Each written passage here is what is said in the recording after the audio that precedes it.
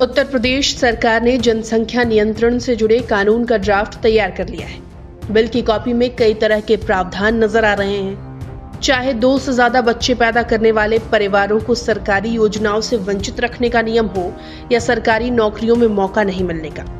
जनसंख्या नियंत्रित करने के लिए योगी सरकार ने इससे भी कठोर नियम अख्तियार किए हैं। लेकिन बिहार के सुशासन बाबू को योगी का ये जनसंख्या नियंत्रण मॉडल कुछ खास रास नहीं आया।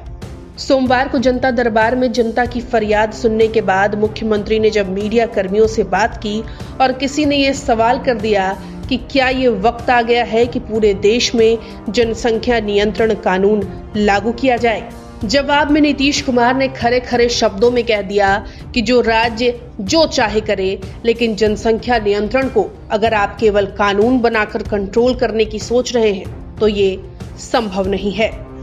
कुछ लोग सोचते हैं कि सिर्फ कानून बनाने से हो जाएगा। एक बात हम आपको बहुत साफ कहें, जो राज्य जो करना चाहे अपना करे, लेकिन हमारा बहुत साफ ओपिनियन, जनसंख्या नियंत्रण के लिए अगर आप सिर्फ कानून बना करके कोई उसका उपाय करेंगे, ये सभी ठीक से संभव नहीं है। आप जरा चाइना का पता कर लीजिए, 1 से 2 किया, अब 2 के बाद भी क्या हो रहा है, तो आप देख लीजिए स्थिति, कहीं भी किसी देश का हालचाल देख लीजिए। ये सबसे बड़ी चीज है कि जब महिलाएं पूरे तौर पर पढ़ी रहेंगी तो इतनी जागृति आती है, इतना कॉन्शसनेस होता है कि अपने आप प्रजनन दर घटेगा। और आप तो जान रहे हैं, शुरू से हम लोग इसके लिए काम कर रहे थे और उसी में जो आपने कहा, जो इसका जो इतना ज़्यादा इस पर रिसर्च हुआ, सर्वे किया गया, देखा गया कि जब पति पत्नी में पत्नी मैट्रिक पास है तो देश भर का एवरेज प्रजनन दर 2 था और बिहार में भी वही किया गया, तो पता चला 2 ही है। लेकिन अगर +2 तक पढ़ी हुई है, इंटर पास है, तो देश का उस समय आया 1.7 और बिहार का आया 1.6। तो उसी समय तो यूरेका की भावना आई ना, हमको लगा कि भाई इतनी बड़ी चीज है, ये तो प्रजनन दर को कम करने के लिए, बिहार में कितना ज़्यादा है आप जानते हैं। तो देखिए, इससे काम शुरू करते घटते 4 के ऊपर था, अब उससे घटते 3 के पास पहुंच गया। लेकिन ये पूरे तौर पर होगा तो हमको पूरा भरोसा है कि 40 तक, हमको जो लगता है, मेरा अपना व्यक्तिगत जो हम पूरा का पूरा करते हैं कि 2040 तक जरूर ये वृद्धि नहीं रहेगी और उसके बाद घटना शुरू होगी। तो इस तरह से जब बात है तो हम लोग तो इसी पर काम कर रहे हैं। लेकिन बहुत लोग लगता है खाली कानून बना देंगे और उससे हो जाएगा, तो वो तो अपना सोच है अपना। हम लोगों का सोच बहुत साफ है कि कैसे हम कर सकते हैं प्रजनन दर कम, और इसमें कोई कम्युनिटी का हो, सब पर ही असर पड़ेगा। जब महिलाएं बिल्कुल पढ़ी लिखी होंगी तो आप देख लीजिए, कोई कम्युनिटी का हो तो आप पता करें। बातों में नीतीश कुमार ने एक बार फिर जनसंख्या नियंत्रण के बहाने ही लालू परिवार पर निशाना साध दिया।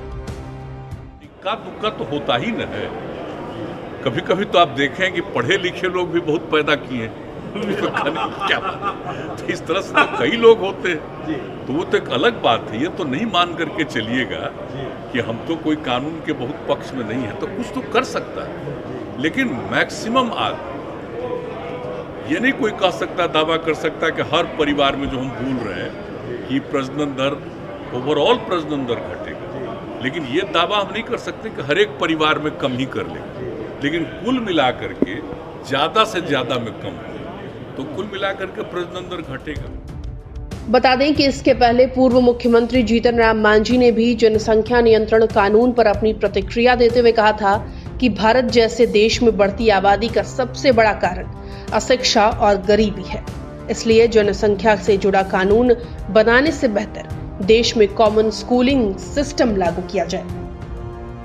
बढ़ती हुई जनसंख्या की अगर हम बातचीत कर लें तो बढ़ती हुई जनसंख्या को रोकथाम के लिए सबसे ज्यादा जो जरूरी है वो देश में को शिक्षित करना है, और देश में गरीबी और अशिक्षा जनसंख्या को बढ़ावा दे रही है। इसलिए सबसे ज्यादा देश में अगर किसी कानून की जरूरत है तो कानून है common schooling system, common education system, सबको एक बराबरी की शिक्षा मिले देश के कई समस्याओं का समाधान ऑटोमेटिकली हो जाएगा। यानी भले ही बिहार एनडीए में बीजेपी बड़े भाई की भूमिका में हो, लेकिन बात जब बिहार में भी जनसंख्या नियंत्रण कानून लागू करने की आएगी तो जेडीयू से लेकर अन्य सहयोगी दल भी बीजेपी के विरुद्ध खड़े नजर आएंगे।